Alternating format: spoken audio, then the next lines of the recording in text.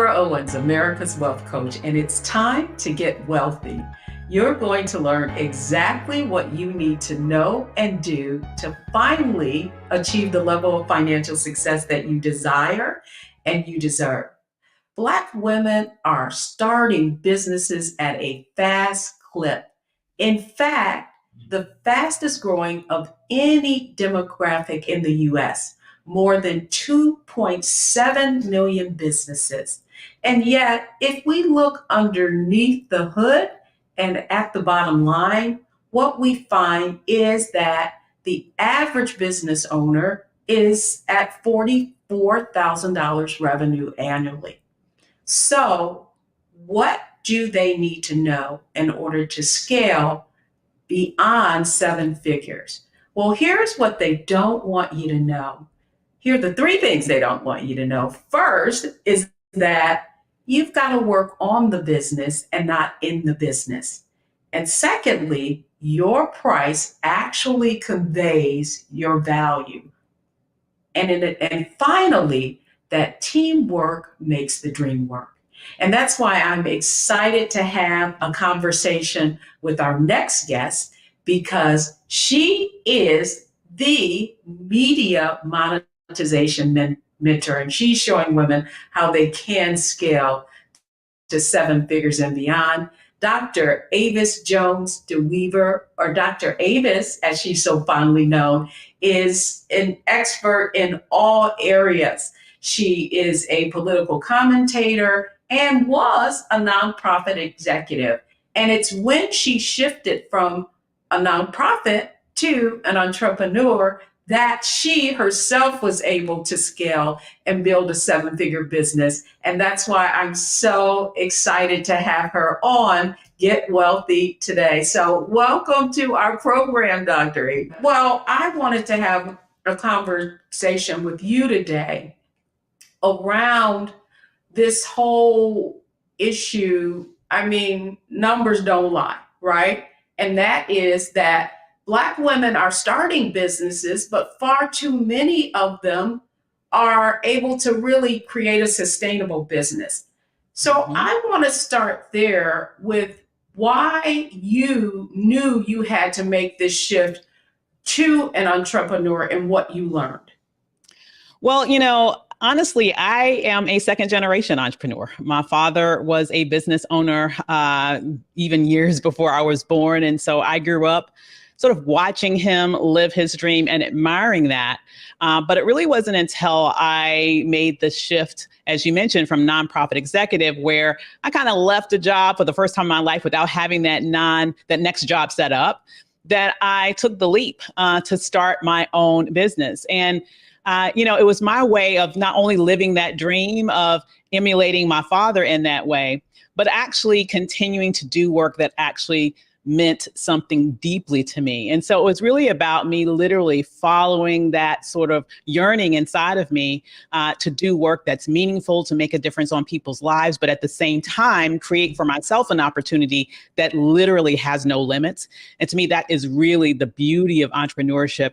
You're not limited by others' perceptions of your value, of, how much you should get this year versus next year. Literally, if you make the decision, you can make twice as much next year as you made this year and beyond. So that to me was very exciting. And that's really why I went down this path, and I could never imagine going back.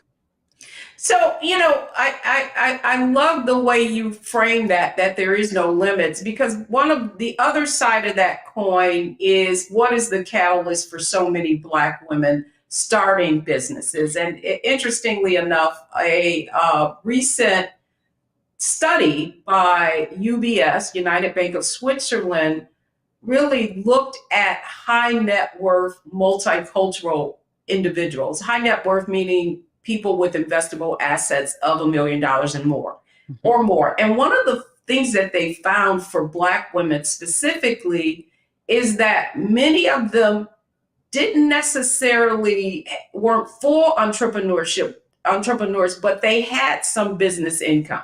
Right, which means, we have these side hustles going on. And so I guess the question becomes, why do you think that is? I think that it's a multifaceted answer to that question. Number one, Black women are very committed to the workplace. So I'm not surprised that a large number of them had their businesses as a side hustle. We, quite frankly, are the leading demographic of women who are participants in the labor force. There's no woman in America that's more likely to work than Black women. And the reality is that we've always been in this labor force before they were calculating those data, right? We've been the American labor force forever. So we know what it's like to work.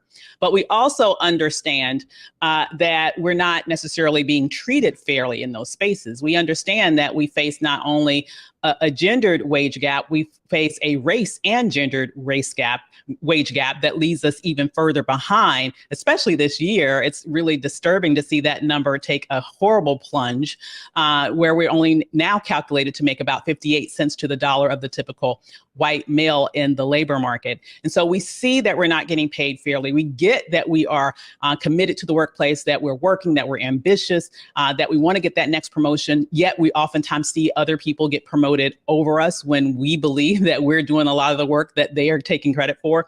There are so many reasons in the toxic environments like that, oftentimes, that we feel like we cannot leave our entire future in the hands of this organization that we know is not treating us fairly. And so a lot of us are looking into entrepreneurship either as a side hustle or eventually as something that we will do full time, as a way to really get properly compensated for our genius and for our work effort in a way that we, quite frankly, are not actually receiving when we're in exclusively a traditional work environment. Woo! Now that was a lot, but it is a lot, right? Yes. From one Black woman to another. Absolutely. So what I really want us to focus on in our conversation with you today is, what is the solution? So on Get Wealthy, we have a framework that we use for financial success. And I want to put those solutions in that framework of mindset, strategy, and execution.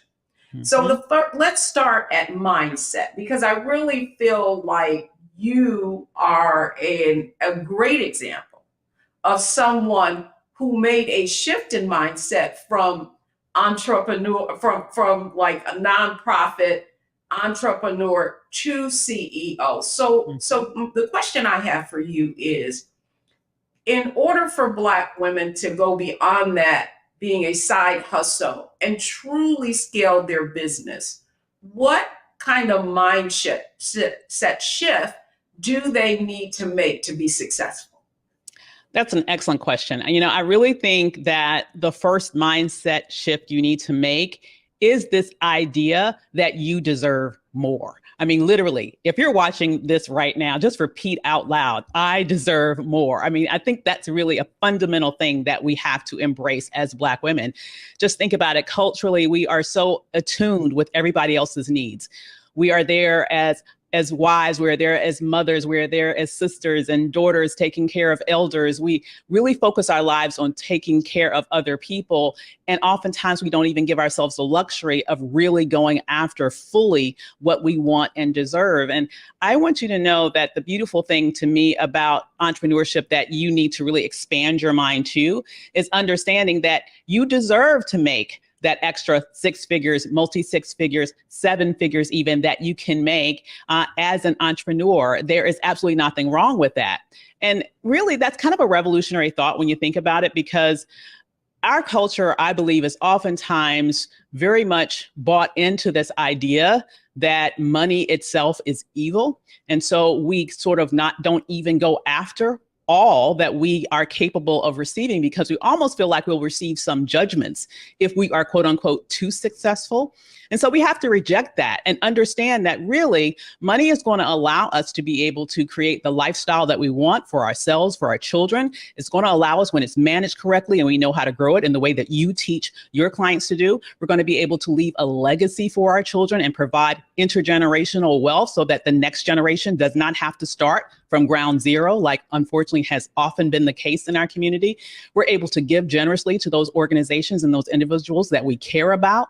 And a lot of the problems, quite frankly, that we have in our community, we could collectively solve if we had enough wealth in our community to be able to invest in ourselves in that way. And so trying to distance ourselves from the lie that money is evil, trying to allow ourselves to embrace the idea that, yes, you deserve more and it's okay to go out there and get it.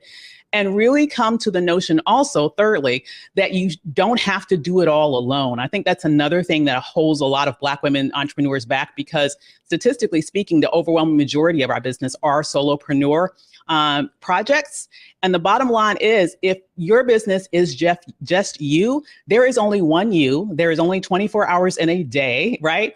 And so there's only so much that you can do. When you are ready to scale, you are going to need to go beyond the limits of what you can individually do. So understanding that investing in team is going to allow you to get more once we sort of expand our minds to accept that.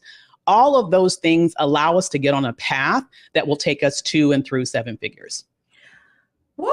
I thought about Beyonce's Church Girl and a lot of the controversy that's going on about that. And so part of it is those beliefs that we hold, and, that even our circle, right, cheers on that behavior. And we don't recognize that in many cases it's not serving us. And so, I love the way you frame that, because those limited beliefs, I believe, is why that number is where it is in terms of average revenues. And I do think you touched on another part of it, and that is that it takes teamwork. Absolutely. Right? And I think so often for Black women specifically, we are so accustomed to doing everything in our own strength that we haven't made that shift. We don't understand that it's not the how, it's the who. Boom. And in order for us to really be able to accelerate, right, our financial growth and truly be not a solopreneur, but a CEO, that what is required is for us to give up the reins. So, I hope our folks are enjoying this, because when we come back, I want to go to the next part of that success framework, and it is strategy. So folks, don't go anywhere. I hope you're enjoying my conversation with Dr. Avis, the media monetization mentor. Don't go anywhere. We'll be right back.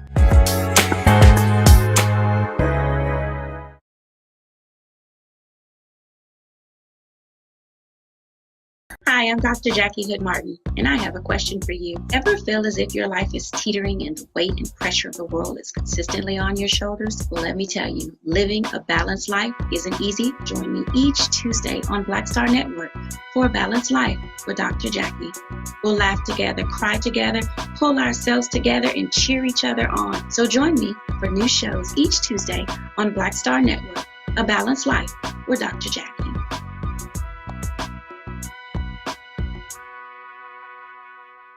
Hatred on the streets, a horrific scene, a white nationalist rally that descended into deadly violence. White people are losing their damn minds. As an angry pro-Trump mob storms the U.S. Capitol, we've seen We're about to see the rise of what I call white minority resistance. We have seen white folks in this country who simply cannot tolerate Black folks voting. I think what we're seeing is the inevitable result of violent denial. This is part of American history. Every time that people of color have made progress, whether real or symbolic, there has been what Carol Anderson at Emory University calls white rage as a backlash. This is the rise of the Proud Boys and the Boogaloo Boys. America, there's going to be more of this. Here's all the Proud Boys, guys. This country is getting increasingly racist in its behaviors and its attitudes because of the fear of white people. The fear that they're taking our jobs, they're taking our resources, they're taking our women. This is white fear.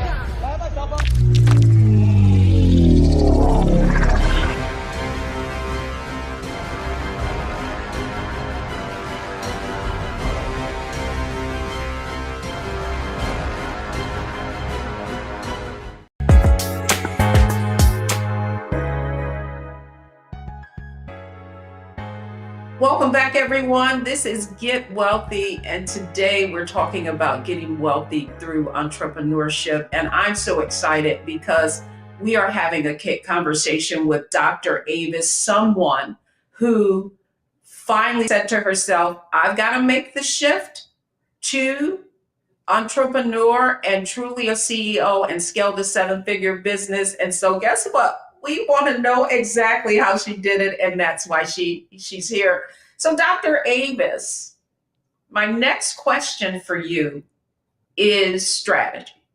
Yes. Right. So I know that our audience is listening to us and they're wondering, wow, seven figures. Can I even scale to six? I'm only at 44,000. I have barely made six. And so I want to talk about from your own experience as someone, and that's why I love having this conversation, because you're someone that's done it yourself, not, sitting here, talking about this is what you could do. So I want to get a little personal with you. Okay. Yeah. So in terms of strategy, here you are, this nonprofit executive. I mean, we see you in the media, girl, talking about politics and everything, and you're successful.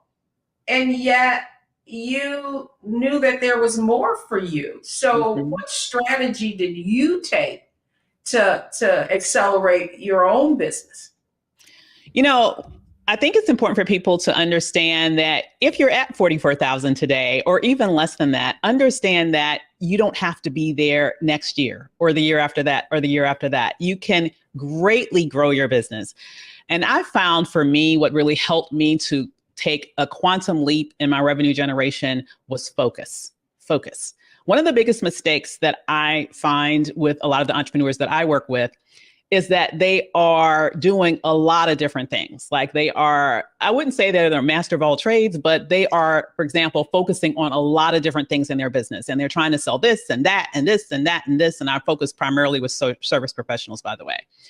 And what I have found to be most successful for me and what I teach my clients to do, which has led to great revenue leaps with them, is to really hone your focus on one primary high ticket offer.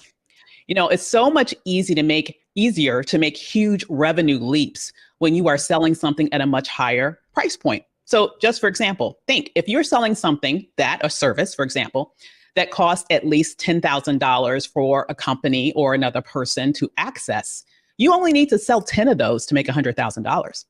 Now, if you're selling stuff that's like $100 each, okay, now we're going to have to sell significantly more, right? About 1,000 of those to get $100,000. So just the issue of making sure that you are positioning yourself as someone who is elite in your field, make sure that you can get great results for the people that you are working with, and then price yourself appropriately. When you get those things together, then you are able to make huge revenue leaps in your business when you focus on that one thing. One of the things I often like to say is that you don't need to sell 1 million things to make $1 million. You just need to have one well-priced, well-positioned, high-ticket offer that you can offer to the right audience. And with that, you can ride that one offer to six figures, to multi-six figures, to seven and more. It is possible, but you have to make sure that you are valuing your genius at the level that it's deserved to be valued. Well, it's really interesting that you said that, because I was at a conference speaking to financial advisors, and typically what we don't realize is that our own limiting beliefs can be, it is sometimes what we're marketing or conveying. And you said something that's critical that I want to make sure this audience gets, and that is your price conveys the value. Oh my right? God. And so, right? Oh my God, so much. And let me just say, this is one of the areas that I find particularly that Black women have hangups on. And I almost feel like it's because of the trauma that we've experienced. Not even almost, I will go ahead and claim it. I believe it is because of the trauma that we have experienced in this labor market of being perpetually underpaid, literally, for centuries, and not paid at all for centuries, for example, that we really don't really get the value of our genius and what we have to offer. And even when we do, we are afraid to claim it because we assume no one will pay it. And what we are then doing is we are sabotaging our own success from the beginning. Like I shared at the beginning of this program, we know that we're going to face wage discrimination in the workplace. That's nothing new. What's the biggest tragedy is to have your own business and underpay your damn self, right? That to me is the biggest tragedy. So really understanding what your value is, and then also understanding that when you are offering your service to a potential client, they are assessing whether or not you can do the job. And fairly or not fairly, people associate price with quality. That is a fact. You will never walk into a Walmart expecting to find a Chanel purse. You know what you're going for when you get there, okay? And vice versa is the truth too, right? And so the last thing that you should even expect is to be able to attract Chanel buyers with Walmart pricing, okay? If you price yourself too lowly, people who are more than capable to pay more for what you offer will out of hand dismiss you because they will assume that you are not good at what you do, even though you may be better than someone that they are willing to pay twice as much, 3 times as much, 4 times as much for the same thing. And so what I really find, and what's most frustrating to me, is that when I meet someone who I know has the goods, who I know can deliver, who I know has all the things that one needs in order to price themselves at an elite level, but still they are attached to that Walmart pricing because they're afraid to ask for what they deserve. What they really don't understand is that they are undermining their own success in the process. This is not about getting your foot in the door. This is about finding those clients who look for quality and make sure that you position yourself in a way such that they can have access to you and they actually go ahead and become your client because they believe that you can deliver based not only on your credentials, based not only on the quality of what you do, but also on the pricing that conveys the elite status of what you have to offer.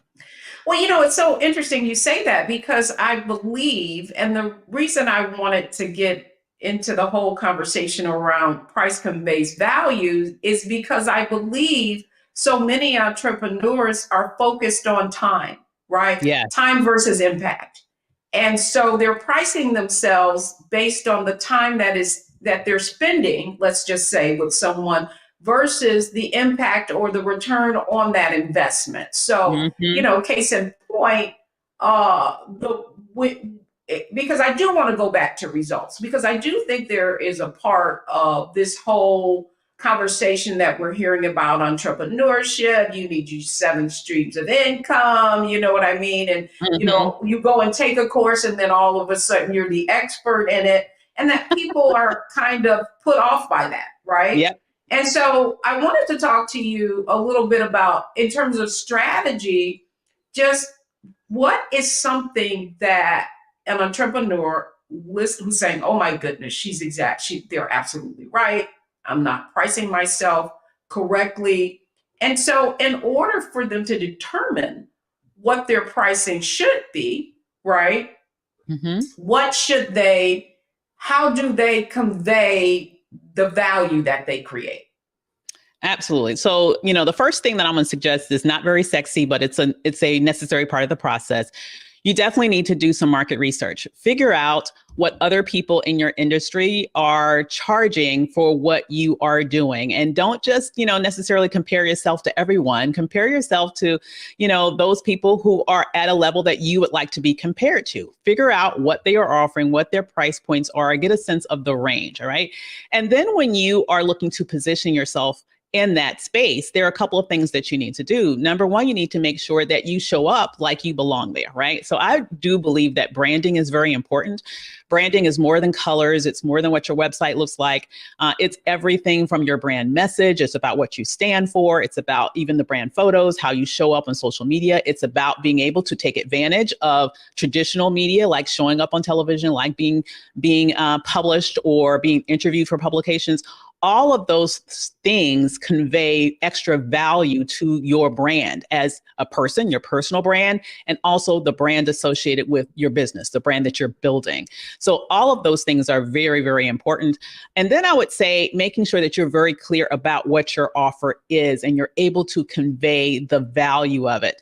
Lastly, I would say making sure that you have been able to collect information from people that you've worked with in the past, what we call in the industry testimonials, like have people that have worked with you before be able to shout from the rooftops about what a difference that you made by working with them. That also conveys the value of working with you. It shows people that you are the real deal. You're not one of these people that did, take the course and all of a sudden you're claiming you're an expert.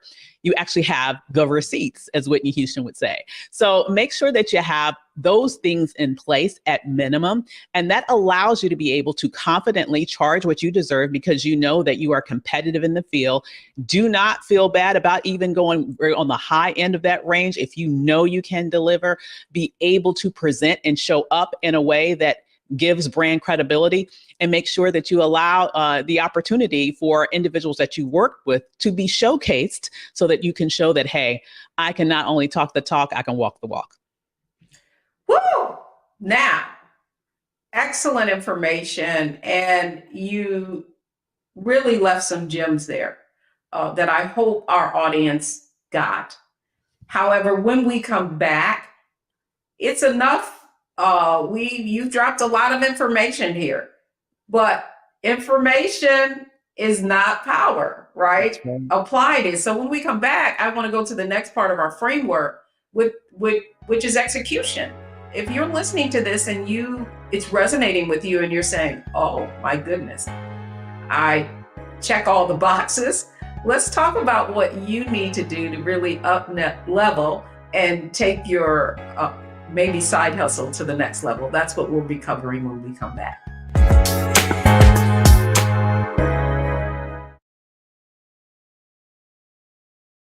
When you talk about blackness and what happens in Black culture, we're about covering these things that matter to us, speaking to our issues and concerns. This is a genuine people-powered movement. There's a lot of stuff that we're not getting. You get it, and you spread the word. We wish to plead our own cause.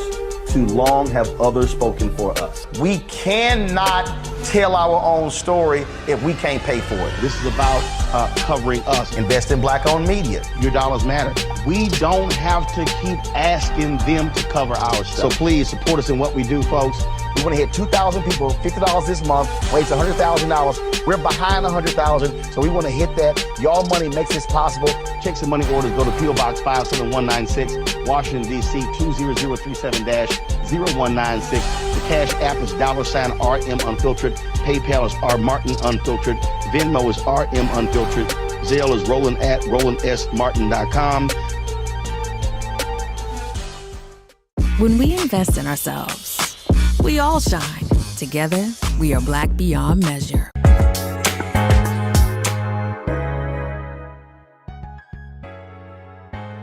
Hope you are enjoying our conversation on Get Wealthy today. And it's all about you being able to scale your business and shift from that solopreneur to a CEO. We've covered mindset, and that's the shift that you need to make, really saying, I deserve it. And we just talked about strategy. Strategy is understanding that the biggest impact could be you just increasing the price on what you are offering. But now we want to get to execution. So Dr. Avis, man, I could see myself in my early stages. And so many of the things that you mentioned were exactly what I had to do in order to grow Wealthy You. And so now I want to talk about strategy. So to the point that I made, I'm sure that our audience is saying, me. I check all of those boxes. And one thing I really so happy that you brought up, because it's the area that you're an expert in, is branding and media. Mm-hmm. And that is one of the strategies that you use to really help women elevate their message and also the value that they're able to charge. So I want to go there in terms of strategy. If I'm listening to you right now, what are some of the first steps I need to take? Or what is the first step I need to take if I wanted to apply the thing that we're talking about that could possibly make the most impact? Well, I'd say one of the first steps, particularly when it comes to branding, is I want you to get very clear about the message that your business stands for. What do you stand for? Like for me, for example, my business is all about normalizing Black abundance. I want to make every Black family in America have the ability to be able to say, hey, I can write all the checks I need to make sure that my kids can go to college. I don't have to worry about whether or not they're going to forgive student loans. I can make sure that I can give my kids a down payment on a house. I can have the lifestyle that I want. And I want to help as many people as I can get there through the beauty of entrepreneurship. That's what I stand for, with particular emphasis on Black women. So it's about really understanding your brand message, because that's going to be a very powerful foundation for any of the content, for example, that you produce on social media, for any of the interviews you might want to do or speak about, the lens from which the angle from which you're going to take it when you do appear in the media. That's very important. I would also making sure that your brand image or your photos on social media are things that convey professionalism, things that convey an individual who can be expected to be paid at a high ticket level. Oftentimes we kind of forget about social media, and sometimes we can be a little bit too casual with it. And I just think being very intentional as an entrepreneur with making sure that you have images that reflect what you want the audience, your potential customers, to think about you is very important. Just think about celebrities. There are no celebrities pretty much out there that have images that are around on the internet, for the most part, unless it was a paparazzi catch, that they don't want you to see, for example. Their images are very specifically curated and selected for public consumption to convey a specific image that they want to give across to their audience. You need to think the same way and be strategic about that as an entrepreneur. And then lastly, I would say the media really is open to a lot of people now, more than ever. Now is the best time ever to get into the media. There are so many opportunities out there because there are just so many more vehicles than there used to be. Everything from all sorts of streaming opportunities like here at Black Star Network, as well as the traditional television, like your local morning news, cable news, podcasts, radio shows. There are ways that you can get visibility around what you do. And it's about being intentional about making use of those vehicles, because once again, that's something that can lend extra credibility to your brand. So thinking about how you can do all of those things is great. But I would say just the very first one I would do, and probably the easiest one, is to sort of clean up your social media or take a look at that to make sure that you are conveying the image of someone that people can values their opinions, someone they can trust, and someone who is professional and really good at what they do. Oh, thank you for that, because I do think that there is this thought in the zeitgeist or out there that says, oh, people want to see you as you are. And, girl, just get up and just say what's under your mind, and then you're real. So you really shared what I believe is the insight that people need to understand about how their images impact how they're perceived. Well, here's the thing. I'm just sorry. I have another question for you. Yeah. But just to follow up on that. Yeah. So there's probably someone in this audience listening and saying, oh, they're talking about media, and we always see them in the media and they're experts. If I am someone who is maybe shy, and what are some of the things that I need to do to kind of get out of my shell so that I can represent my brand and leverage the media to do so? I think one of the lowest hanging fruits is publication. And there are certain publications that you can get into extremely easily, like something like Medium. There's no gatekeeper there. You can go and publish on Medium today if you wanted to, and then distribute your article that you wrote to as many people as you want. Through social media, for example. And that gives you a lens of credibility because now you are technically published. You can even publish an article on LinkedIn, for God's sakes. I mean, there's no barrier to entry there. So I would say that's a great place. Also, because today, quite frankly, everyone has a cell phone. Everybody has pretty much a laptop. You can go live yourself on your own social media platforms or on your own YouTube channel and over time build a following. That is another viable way that you can just expand your visibility.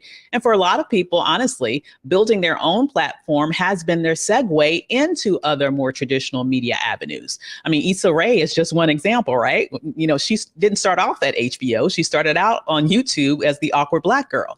So it's really about understanding that right now, honestly, is the best time to take advantage of all of these opportunities that are out there, because there are so many spaces that you really don't have to ask anyone to get into. If you don't want to, you can literally build it yourself, as I just mentioned, or you can select specific outlets where there is low barrier to entry, maybe even down to no barrier to entry, like the publications that I just mentioned, that you can start to sort of establish your bona fides as a thought leader in your space by collecting your thoughts, giving advice, giving tips, providing some thoughtful commentary on issues that you are an expert in. And that definitely helps to elevate your brand to a level that it will be seen as other people, as someone that they can trust and would potentially want to buy from. You really conveyed the fact that there is such a low barrier to entry now. Before, you had to be this published author if you were going to get on any major television network, even locally as well. Mm-hmm. And now it's sort of like the gatekeepers are gone.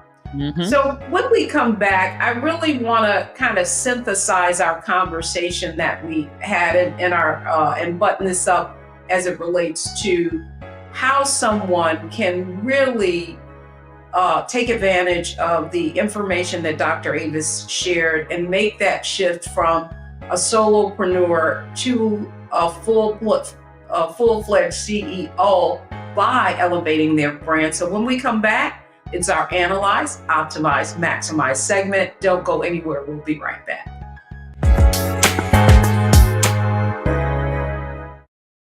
Hatred on the streets, a horrific scene, a white nationalist rally that descended into deadly violence. White people are losing their damn minds. As an angry pro-Trump mob storms the U.S. Capitol, we've seen We're about to see the rise of what I call white minority resistance. We have seen white folks in this country who simply cannot tolerate Black folks voting. I think what we're seeing is the inevitable result of violent denial. This is part of American history. Every time that people of color have made progress, whether real or symbolic, there has been what Carol Anderson at Emory University calls white rage as a backlash. This is the rise of the Proud Boys and the Boogaloo Boys. America, there's going to be more of this. Here's all the Proud Boys, guys. This country is getting increasingly racist in its behaviors and its attitudes because of the fear of white people. The fear that they're taking our jobs, they're taking our resources, they're taking our women. This is white fear.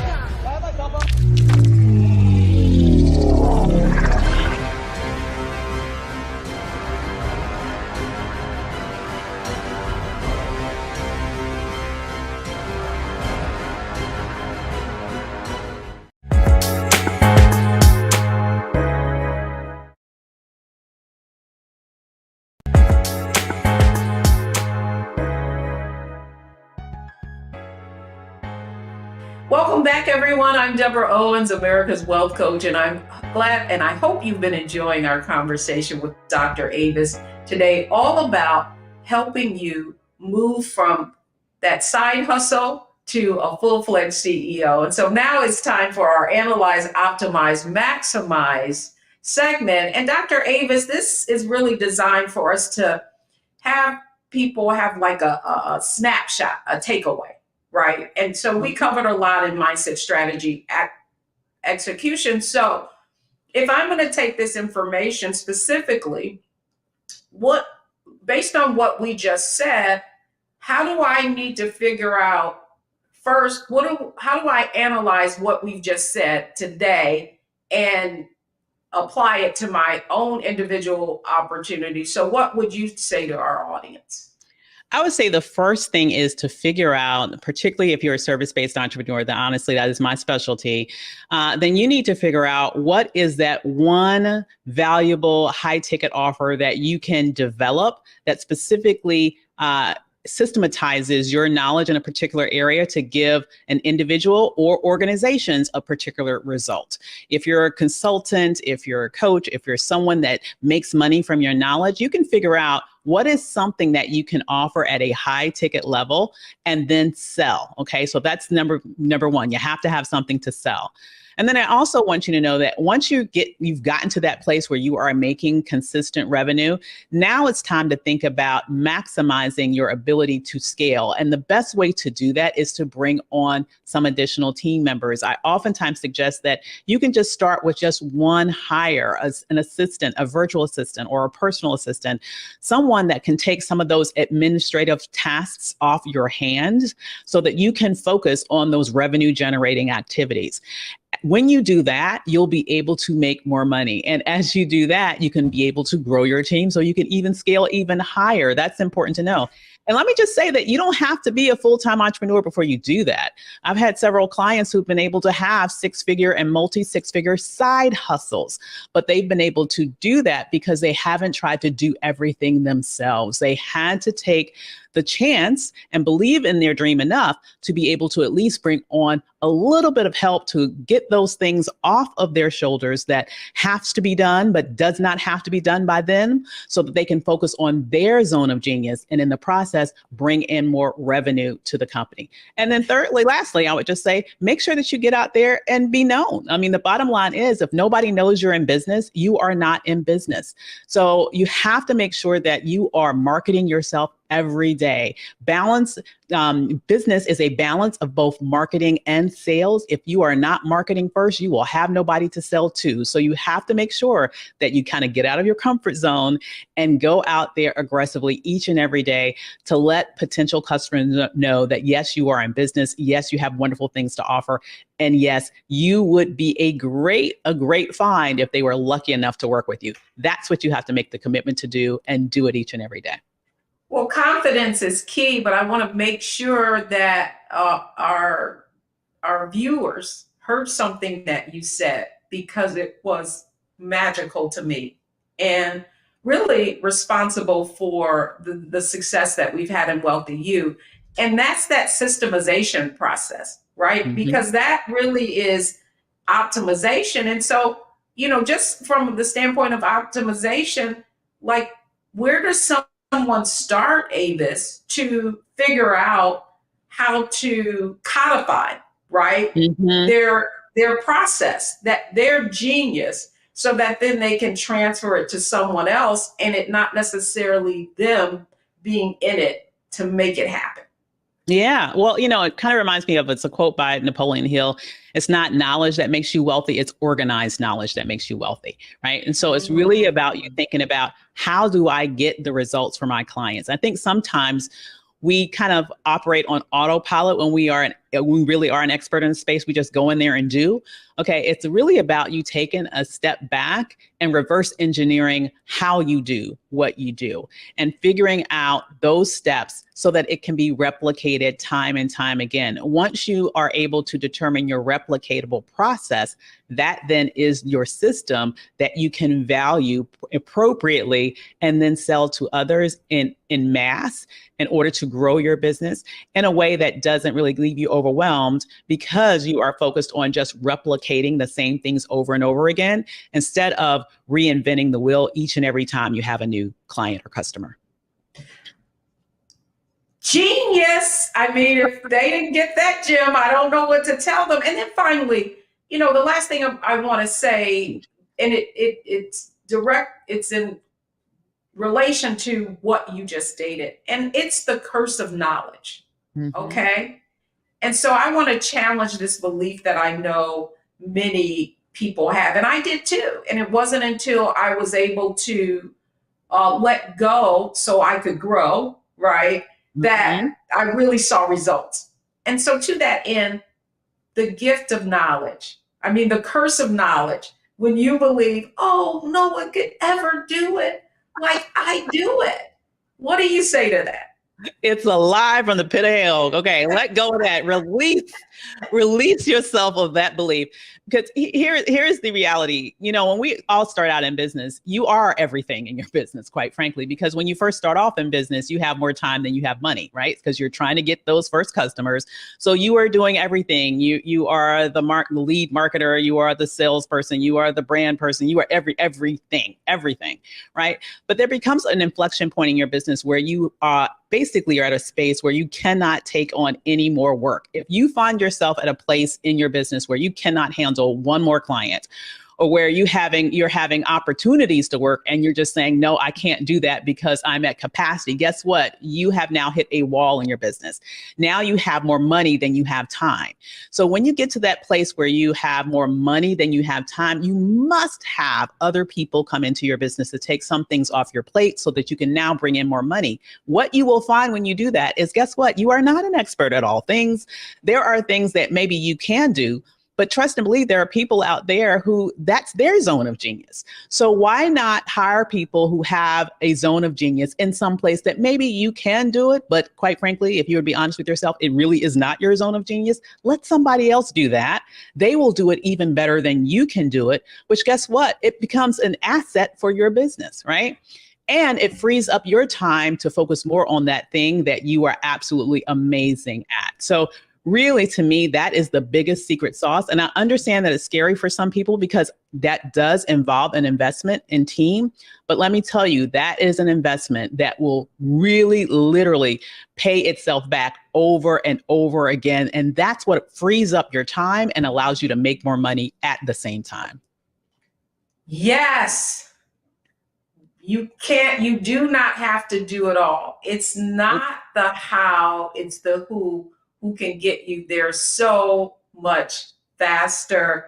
Dr. Avis, your brilliance, it always shines. And I hope that our viewers feel the same way that I do about you and just the amount of insight. You know, there's information and there's insight, and you gave us plenty of that today. But I want to make sure they know how to get in contact with you and all that you do in the world so that they can scale and make their shift. Absolutely. Well, thank you. Well, I definitely want to invite people to check out blackcoachmillionairelive.com. That is an event that I have coming up that's going to be sharing exactly how to be able to define their $1 million offer and also their marketing plan and all that. So you can get information there about me and my team and all of that, as well as dravismentoring.com, which is my brand new website that will be launching in about a week or so. So we're excited about being able to see you there as well. Outstanding. Well, as usual, your knowledge and your insight is sure to help our audience get wealthy, and they certainly got a return on their investment of their time because they got a lot of your talent. So thank you so much for coming on, Dr. Avis. Thank you for having me. Excellent. Well, folks, when we come back, the 3 takeaways that you should have from today's show.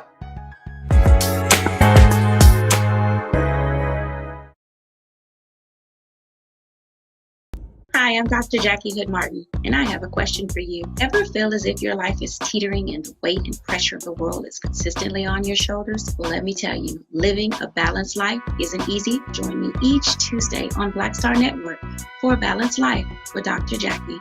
We'll laugh together, cry together, pull ourselves together, and cheer each other on. So join me for new shows each Tuesday on Black Star Network, A Balanced Life with Dr. Jackie.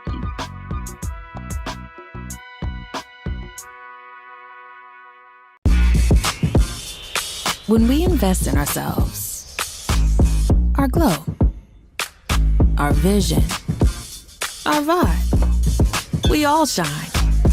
Together, we are Black beyond measure.